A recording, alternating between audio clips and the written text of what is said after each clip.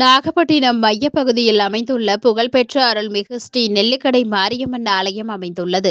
ஆலயத்தில் தை கடைசி வெள்ளியை முன்னிட்டு இன்று காலை அம்மனுக்கு சிறப்பு அபிஷேக ஆராதனை நடைபெற்றது. தொடர்ந்து 108 சுமங்கலி பெண்கள் கலந்து கொண்டு திருவிளக்கு பூஜை நடைபெற்றது.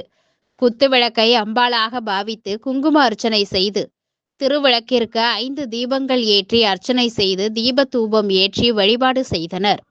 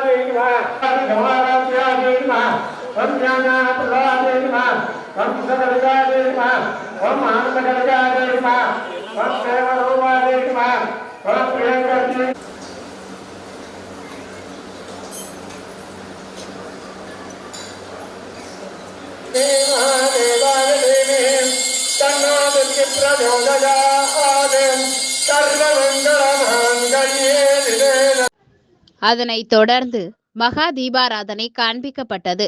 இதில் நாகை சுற்றுவட்டார பகுதியைச் சேர்ந்த திரளான பக்தர்கள் கலந்து கொண்டு சுவாமி தரிசனம் செய்தனர்.